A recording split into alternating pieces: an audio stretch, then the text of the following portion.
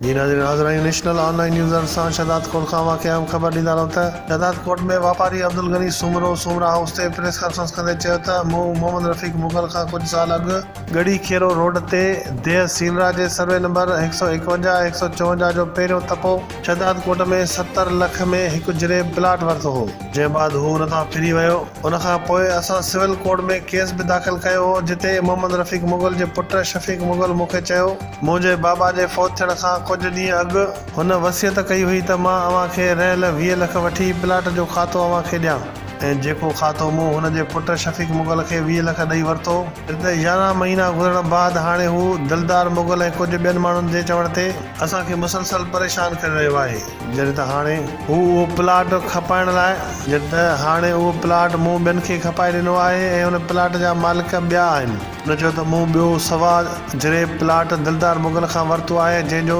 Civil court में case हलंदड़ आहे ऐं हुन हलंदड़ केस में हिकु ॿिए माण्हूअ खे प्लाट खपाए ॾिनो आहे। अॻुवारे वरितल प्लाट जे आड़ में हू फॾो करे असांखां वरितल पैसा हड़प करण जी कोशिश में रुधल आहे। हुन चयो त दिलदार मुग़ल जेको शहर जे मुख़्तलिफ़ माण्हुनि खे प्रॉपर्टी विकिरो करे कोर्टनि समेत थाणनि ते केस दाख़िल कराए शरीफ़ माण्हुनि खे परेशान करे रहियो आहे ऐं हुन जो प्लाटनि जी ख़रीद ऐं फ़रोख़्त जो रिकॉर्ड ॾिसंदा त सॼो मसइलो अवाम जे आॾो अची वेंदो। हुन SSP कंबर शहदाद कोट, डिप्टी कमिश्नर कंबर शहदाद कोट समेत आला अख़्तियारनि खां घुर कई आहे त मूं समेत बेगुनाह शरीफ़ शहरनि खे तंग कंदड़ टोले खे गिरफ़्त में आणे ज़हनी परेशानियुनि खां बचाए इंसाफ़ फराहम कयो वञे।